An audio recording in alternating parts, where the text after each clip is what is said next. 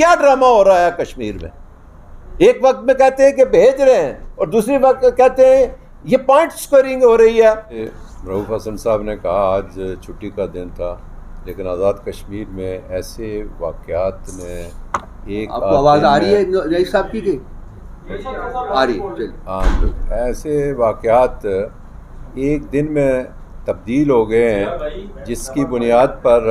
آزاد کشمیر چونکہ تحریک آزادی کشمیر کا بیس کیمپ ہے، تو وہاں اس طرح کی کوئی چھیڑ خانی یا اس طرح کے کوئی حالات پیدا ہوں تو وہ پوری قوم کے سامنے رکھنا ہماری ذمہ داری ہے، پی ٹی آئی کی ذمہ داری ہے۔ میں اس موقع پر یہ کہوں گا کہ آزاد کشمیر کا جو خطہ ہے یہ تحریک آزادی کشمیر کا بیس کیمپ ہے، اور یونائٹڈ نیشن کی قراردادوں کے مطابق یہاں رائے شماری ہونی ہے۔ یہ نہ کوئی ملک ہے، نہ صوبہ ہے، نہ ریاست ہے، بلکہ تحریک آزادی کشمیر کا بیس کیمپ ہے۔ وہاں ایک حکومت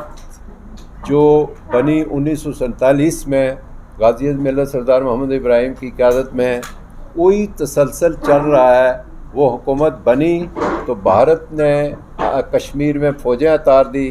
جس کی بنیاد پر ہمارے بزرگوں نے، ہمارے اسلاف نے تحریک آزادی کی جنگ لڑی اور یہ خطہ آزاد کیا جس کو آزاد کشمیر کہتے ہیں۔ تو یہاں ہم کسی قسم کی بھی ایسی صورتحال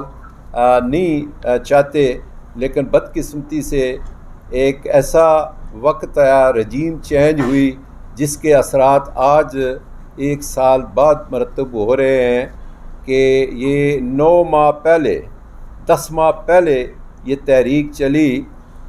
کہ بجلی کے بلات کی بنیاد پر، اور وہ بڑھتے بڑھتے اس کو کسی نے کنسیڈر نہیں کیا، بلکہ عجیب قسم کی حکومت باتیں کرتی رہی اور خود وزیر اعظم باتیں کرتے رہے۔ پھر اس میں ساتھ ساتھ الیکشن کے بعد بلدیاتی جو نمائندے وہ بھی شامل ہو گئے، اور انہوں نے کہا کہ یہ الیکشن اس خاطر کرائے گئے تھے کہ ہمیں جو ہے وہ اختیارات ملیں، ہمیں فنڈز ملیں، لیکن ایسا نہیں ہوا۔ تو ہمارا بھی یہ مطالبہ ہے کہ ہمیں فنڈز مہیا کیے جائیں اور اختیارات دیے جائیں۔ یہ 2 ہو گئے، اور پھر تیسرا یہ جو عرصہ سے یہ چل رہا تھا کہ آٹا مہنگا نہ کیا جائے، سبسڈی دی جائے، یہ تیسری بات تھی آزاد کشمیر کے عوام کے لیے، جبکہ جب ہماری پی ٹی آئی کی عوامی حکومت تھی جس کو چینج کیا گیا اور یہ رجیم لایا گیا، اس کو چینج اس لیے کیا گیا کہ وہ لوگوں کو ریلیف دیتی تھی۔ تو میں آپ کی اطلاع کے لیے کہ وہ سوال پیدا تھا وہ کیا ریلیف تھا، تو ہم نے رمضان پیکج دیا اور 800 روپیہ من کے حساب سے جو ہے سبسڈی دی رمضان میں، اور یہ کوئی 54 جو ہے کروڑ روپیہ بنتا تھا۔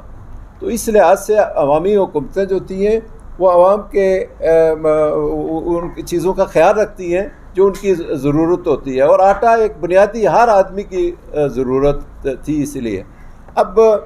یہ ہے کہ ہم نے بلدیاتی الیکشن کرائے جو پیپلز پارٹی اور نون کی حکومت ہی رہی ہے آزاد کشمیر میں، لیکن اللہ تعالیٰ نے جب موقع ملا تو وہ مرج درجیش جو اس وقت قیدی نمبر 804 ہے، میں نے مشورہ کیا کہ آزاد کشمیر کے عوام مطالبہ کرتے ہیں کہ پی ٹی آئی ہی یہ کام کر سکتی ہے، تو میں یہ کام کراؤں گا، اللہ تعالیٰ کے فضل و کرم سے آپ اجازت دیں تو ہم نے بلدیاتی الیکشن بھی کروائے، اور اس کے نتیجے میں جو ہے گراس روٹ لیول تک اقتدار گیا، اور یہ بھی پی ٹی آئی کا منشور تھا۔ دیکھیں ملک آئین سے چلتے ہیں، اور پارٹیاں جو ہیں وہ پارٹیاں جو ہیں وہ منشور اور ڈسپلن سے چلتی ہیں، اور اللہ تعالیٰ کے فضل سے ہم کامیاب ہوئے۔ لیکن آج جو ماحول بن گیا ہے، آج ہماری حکومت کو، پی ٹی آئی کی حکومت کو لوگ یاد کرتے ہیں کہ جب یہ کرائسس پیدا کیے گئے، اور میں سمجھتا ہوں سب سے بڑی نااہلی جو ہے وہ کٹ پتلی بنا ہوا ہے وزیر اعظم آزاد کشمیر، جو کہ یہاں تک لے آیا کہ وہ بھی ہمارا عزیز بچہ تھا جو کل مارا گیا، اور میں اس کے لیے بھی کہتا ہوں، وہ پولیس انسپیکٹر سب انسپیکٹر ہے میرپور میں، اس کے لیے بھی کہتا ہوں کہ شفاف انکوائری کی جائے کہ وہ کیسے وہ اس کو گولی لگی اور وہ شہید ہوا. اس کے لیے یہ میں اس موقع سے فائدہ اٹھاتے ہوئے یہ بھی کہنا چاہتا ہوں ارباب اقتدار سے کہ اس کی غیر جانبدارانہ تحقیقات کرائی جائے. اس کو گولی کس طرح لگی، کس نے ماری، کیوں ماری، پوسٹ ماسٹر رپورٹ کا جو ہے وہ عوام تک لائی جائے. تو اس طرح سول آبادی سے، سول لوگوں سے ایک آدمی کو وہ اپنا مظفر آباد پل سے نیچے دریا میں پھینکا گیا. تو میں سمجھتا ہوں کہ یہ جو صورتحال پیدا ہوئی ہے، یہ تو ہم تو کہتے تھے بھارت نے جو ہے 370 اور 35A کا نفاذ اس کو ختم کر کے تو ڈیموگرافی چینج کر رہا ہے کشمیر کی. تو ہم اس کے لیے یہ تحریک چلا رہے تھے، ہم اس کو برا بھلا کہہ رہے تھے، لیکن ہمارے آزاد کشمیر میں ہمیں نہیں پتہ تھا کہ کچھ عرصے بعد یہی ہمارے ساتھ اشر ہوگا، یہی ہمارے لوگوں کے ساتھ ہوگا. لوگوں کا مطالبہ جو ہے وہ بالکل جائز ہے، جس کے لیے میں اپنی مرکزی قیادت کے سامنے آپ تک، آپ کے ذریعے سے عوام تک اور پاکستانی عوام تک یہ چیز پہنچانا چاہتا ہوں کہ آزاد کشمیر کے وہ جو کمیٹی ہے، جوائنٹ ایکشن کمیٹی، اس کے جو مطالبات تھے وہ جائز مطالبات تھے. وہ جائز اس لیے کہ ان کو تسلیم کر لیا گیا. ان کی جو کابینہ کی کمیٹی تھی جو گورنمنٹ آزاد کشمیر نے بنا کے بھیجی تھی، اس کو تسلیم کیا گیا. تسلیم کرنے کے بعد انکاری کر دی گئی، اور پھر یہ ہے کہ آزاد کشمیر میں اس طرح کی صورتحال پیدا ہوئی. اور پھر اس کے بعد جو اس سے زیادہ بری بات ہوئی کہ ایک شوشہ چھوڑا گیا کہ پاکستان سے جو ہے وہ FC بلا لی گئی ہے، PC بلا لی گئی ہے. تو وہ زیادہ لوگوں میں اشتعال بڑھا. تو میں سمجھتا ہوں اس کا ذمہ دار یہی جو رجیم چینج حکومت ہے، یہی ذمہ دار ہیں، اور جو لانے والے ہیں وہ ذمہ دار ہیں. اور اس کے لیے میں قوم کو یہ بتانا چاہتا ہوں کہ آج آزاد کشمیر کے لوگ مایوس ہیں، اور میں سمجھتا ہوں کہ اس پہ حکومت پاکستان کو توجہ دینی چاہیے کہ یہ ان کا کوئی مطالبہ نہیں. آج بھی اگر ان کے مطالبات